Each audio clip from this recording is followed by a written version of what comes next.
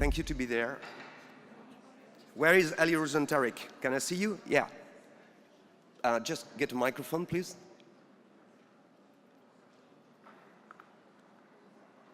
Your very first question, Ali. Thank you. Hello? Hello? Okay. Thank you for sharing your insights today here with us.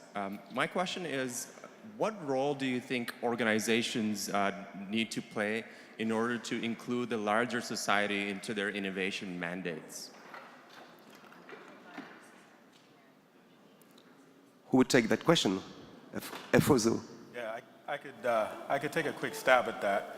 I think first and foremost, organizations just need to, at the very least, understand that there are different types of innovations. Not all innovations created equally. They have to start to understand the impact that their organizations have on economies, right? And I think once they can understand that, and they can start to communicate that, then they can start to make better decisions, because it's no longer just going to be about shareholder value primarily or profit and loss statements, but they'll actually start to have hard conversations about what the kinds of things they invest in would do to different communities. Now, it doesn't mean they don't go ahead and do them, but they start to think differently. They start to say, if we invest in X, that means so many people might lose their jobs, which means it'll affect the community in this way, which therefore means maybe we should start investing in a retraining program in the community in some way, right? I don't know that there's a silver bullet, but just understanding that there are different kinds of innovations is really critical for large organizations especially. Thank you, Efoza. Maybe Don, you would say a word on that topic. Yeah, a couple of quick points. First of all, the boundaries of the firm are becoming more porous as this new technology drops transaction costs that caused us to create vertically integrated firms in the first place. So the companies will embrace larger society in the sense that they will become more networked, and the tonic of the market will be brought to bear on every function in the firm. Secondly, because of the rise of transparency, companies, and I don't think this is naive, companies are going to need to behave better. Because when you're naked, well, there's some corollaries that come from that. One is that fitness is no longer optional. You know, if you're going to be naked, you got to get buff. And by that, I mean, you need to have better value, because value is evidence like never before, but you also need to have the values of integrity, because that's the foundation of trust. Trust is the expectation that the other party will act with integrity. The third thing is, I think that I sense this, that there's a growing understanding amongst business leaders that business can't succeed in a world that's failing. And we have a lot of problems right now. And increasingly, I think that you see businesses like, or business leaders like Paul Pullman at Unilever, who understand deeply that the future of Unilever is connected to the future of the planet and of civilization, and they work hard to try and make links. Okay.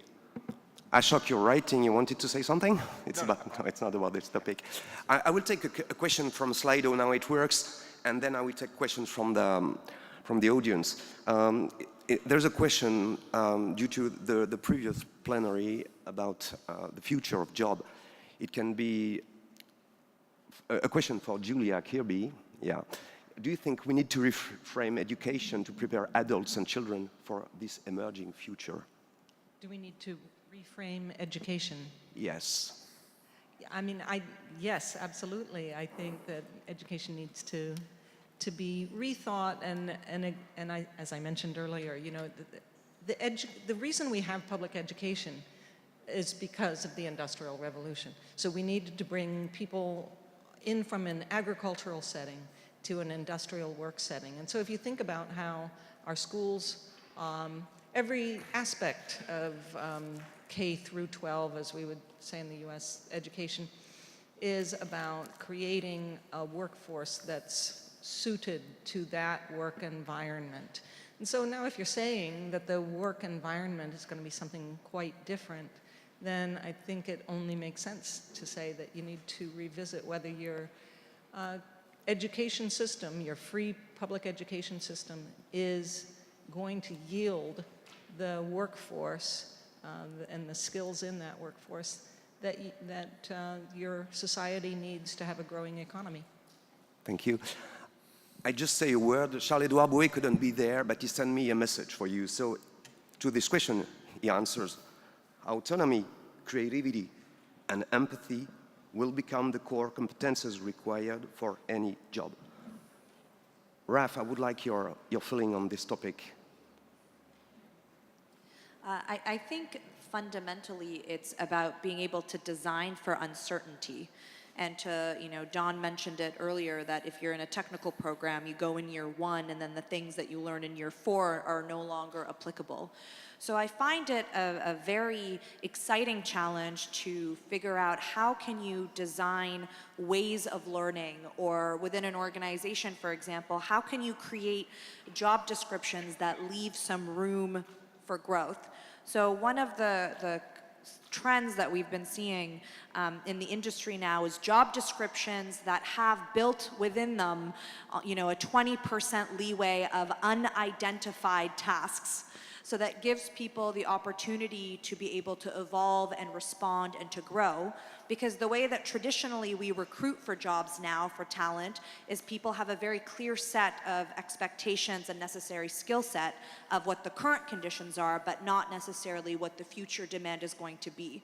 So that's a very simple application in an organizational matter. So to take it to education, similar things. It's not of teaching people certain types of information, but teaching them, as also Erica mentioned, how do you distinguish between the right information and the wrong information, between quality information, between fake information. And those are all things that I think require a bit of retooling and require a bit of reimagining how we view the learning experience. Okay, thank you. Maybe I will take two or three questions at the same time from the audience. The shorter the question, the better the answer. Don't forget we are in the city of Mozart. A microphone just over there, second row, please. The one's over here. No, he's not going to do that. Yeah, and over there. Drucker said that innovation was a specific instrument of an entrepreneur. Could the panel improve or qualify that quote for us? Okay, we take it. Maybe on this topic? I don't understand the question. What was the question? Drucker said that innovation is the specific instrument of an entrepreneur. Could the panel either improve or qualify that quote? To improve or qualify the word of innovation? No, they cannot. So, Yeah. Do you want to take some of those? It is fully improved already, that quote. Julia? So I think that used to be very true, that you went to the entrepreneurial community for all innovation or expected it from them, but that now there's this very desperately felt imperative by large organizations that they need to figure out internal innovation, that there needs to be organic growth, that they can't simply always be purchasing it through acquisitions on the market. And so, I mean, in a way, at the same time Drucker was writing, Gifford Pinchot was writing, and he's the person who gave us the term intrapreneurship, and that was, what, 30 years ago? So since then, I think there's been that refutation of that idea. I mean, whether or not we're doing it well yet, I think there is at least by now a strong recognition that that is the nut to crack, that big companies have to figure out how to do innovation and not leave it to the province of entrepreneurs. Okay. One more Yeah, comment. Erica. So I believe that innovation is a huge buzzword. Most people do not know what it means. Some people think of it as a corporate initiative. Some people think about it as an entrepreneurial skill set. Other organizations have titles such as Chief Innovation Officer, which somehow implies that one department should be doing the innovating. My belief is this is where we're moving to, is this is a daily behavior. This is a mindset and skill set of thinking like a change agent. And I think the job for us is to think about what's the new language that we can build upon to help people better understand that this is not about budget and resources. This is really a behavior and a mindset. Thank you, Erika. I was thinking when you're talking about something maybe Steve could talk about, or Bill, many CEOs, when they are talking of agility, are thinking of anarchy. You're feeling about that, Steve? Thinking of... Well, Yeah. they're misleading. It's So one of the problems of innovation in large companies is thinking that it's unstructured and has no rules and has no process. And I think that's why, again, we get innovation theater, not deliverable and deployable projects. And so my work and others have been try to figure out how to build a repeatable pipeline that just looks like execution in all three horizons that occur as a continuous process, not by exception, and more importantly, not by heroics. That is, you always hear about these heroic stories about entrepreneur X or Y fighting the system to do, and that's great, but that means we haven't engineered an ecosystem that supports it on all sides. Fosa, you want to say a word about that? Yeah, if I may, there is nothing sexy or cool or awesome about innovation. Like, innovation is scary. Innovation is taking a step forward when you're not quite sure if there's a market, if you're going to get customers. Innovation is something that you don't yet have, or you haven't yet optimized your processes for. And so if within your organizations, you're going to work every day and you're comfortable with where you are, you're comfortable with all the decisions you're making, then you're probably not likely innovating, right? Innovation is going to your boss and saying, I don't know that there's a market here, but here's the analysis I've drawn. I need some funding so that we can go ahead and attack it, right? And so I think it's important that the after effects of innovation is awesome. The iPhone is amazing, but before the iPhone, there was not a lot of amazing things. The fact that many poor countries today have the proliferation of mobile phones is awesome. But imagine going to your boss saying, we need hundreds of millions of dollars to invest telecommunications infrastructure in these countries where we're not quite sure the political climate, we're not quite sure the infrastructure, the education doesn't work.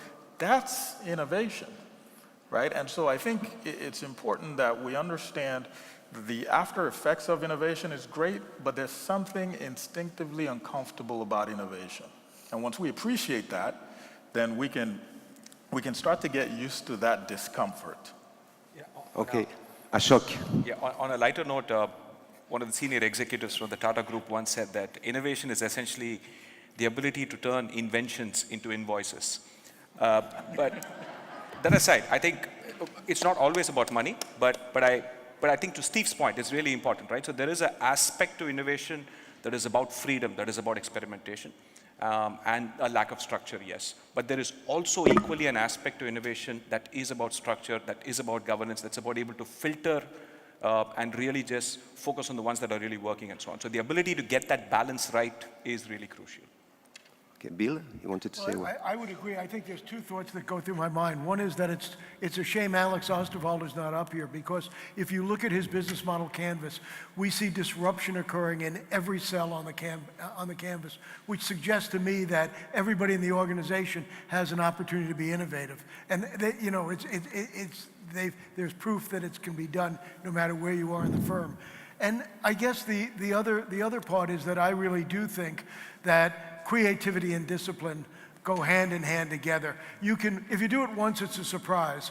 But if you can do it over and over again, if you can be successful at being an innovator on more than one occasion, there must be some process behind that drives it. Okay, I will ask a question from Slido because 11 people voted for one question. It's a huge question. Vladimir Vulik asked this question. Vladimir, where are you? Well, I ask it. Steve Blank mentioned that startups are now designed and focused on breaking the law in order to disrupt your industry. What does that say about our moral compass first, and second, and about our institutions' ability to regulate the market and the society as a whole. So, Steve, it's for you first. So let me take the first shot at that. You know, as I said, entrepreneurs, at least founders of companies, are artists, but they're also, and this is a big idea, they're also dissidents. That is, by definition, founders are dissidents against the status quo. And that's fine, but they're also at times outlaws against the status quo. So think of them, artists, dissidents, and outlaws. And given the regulatory structure in your country, or given the moral structure in your country, it defines how far they could go in each one of those areas. I'll contend that the dissident nature and the outlaw nature is what drove innovation. It's also what creates chaos and uncertainty, and with no regulation at all, got us Facebook with Russian ads and you know, Twitter with Russian ads for Brexit. So there needs to be a balance, but I tend to, given where I live and my career, to kind of go on the dissident and outlaw side if I had to go bet on one. Yeah, I think, Erica, just a word about that? No, it's okay. So, also done, okay. Let me give you a very concrete example of this right now that's material and huge in the world today. Initial coin offerings, pun on IPO, right? Crowdfunding on a blockchain. These things have raised upwards of $3 billion, more than all venture capital. So now entrepreneurs don't have to be beholden to traditional venture capital to raise money. Wow. So, is that the most exciting thing ever for a country in terms of building an innovation economy? Or, as the government of China has said, is this a way of unviable businesses and criminals and fraudsters raising funds just to make themselves rich? And what should a regulator do about that? So in China, they've said, we're banning them. I think that's a big mistake. But there is a public interest here. This is the Internet of Information. I was always like, leave that thing alone. Don't touch it. The Internet of Value, we're talking about assets, money, stocks, you know, votes, things that are of value and where there is a public interest. So this is a situation where governments need to use a scalpel, not a chainsaw, when it comes to regulation. And in Britain, 100 years ago, they passed the red flag law, that if you were in an automobile, you need to have a driver, a navigator, and someone walking in front of the vehicle with a red flag so the horses didn't get scared. So this is now a red flag law moment for every country. Now, it turns out the SEC in the United States is thinking creatively about this, and it's differentiated between a token that you're raising money for. Is that actually a share in a company? Well, if it is, that's a security. It looks like a duck, walks like a duck, quacks like a duck. It's probably a duck, and it ought to be regulated. But if it's a token representing something else, like a carbon credit or an interest in a upcoming product or a currency or something, it shouldn't be regulated. So to answer the question, where's the morality here? Which is more moral? The government that is coming down hard on this to crush it, or the entrepreneurs that are pushing the envelope and saying we need to have more sophisticated regulation that corresponds to the new realities? Oh, did I say that word?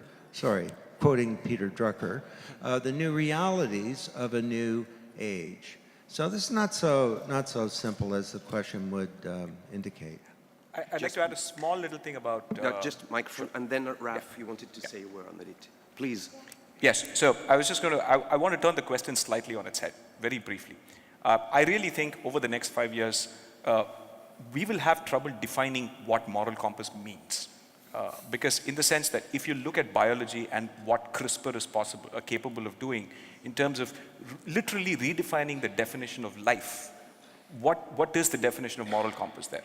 Autonomous vehicles making a determination of whether it'll kill the passengers in the car or slam into a school bus, moral decisions encoded into algorithms. What's the moral compass on that, right? So you're literally going to see or autonomous drones firing on people in security systems, in war and so on.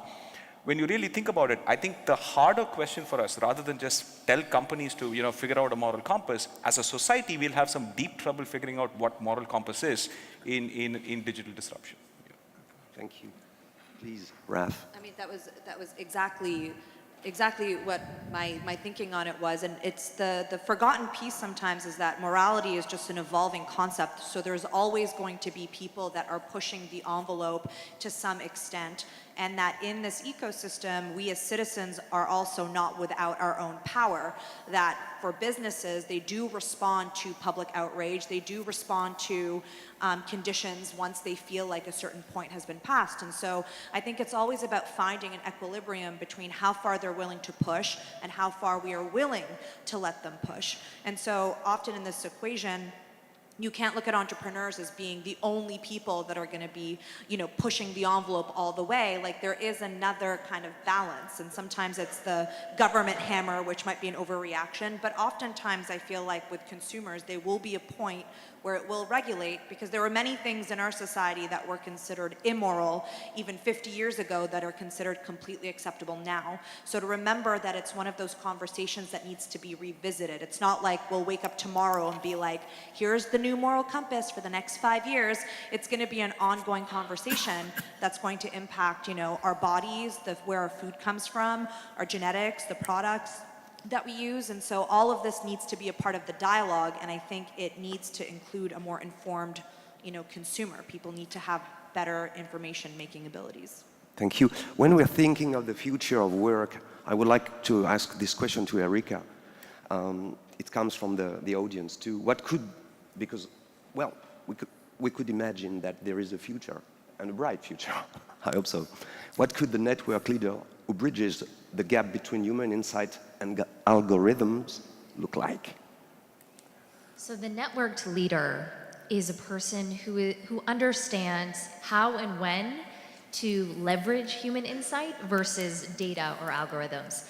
It's a person that can ask and identify when there's two angles to it. One is a deep understanding of what type of problem am I trying to solve, and what are the risks and the types of information I need. And then it's also where am I in the life cycle and what are my resources? So the networked leader is someone who can, number one, ask the question, who inside or outside my organization can help, has a deep understanding of the product that we're working on, and how can I engage and leverage their insights. And it's also a person that can understand and ask, what are the future needs we have that we don't even know yet, and how do we design ways to find those people over time? Thank you. We will end this with this answer, and I thank you, everybody. I thank all the panelists. Sorry to be short, but that's Austrian time, though I am French, and I do remind you I am the editor-in-chief of Harvard Business Review France. Please read it. It's 4 years old. I am not allowed to make my own advertisement, but thank you, Karen. She will give you details about what's happening now. Thank you.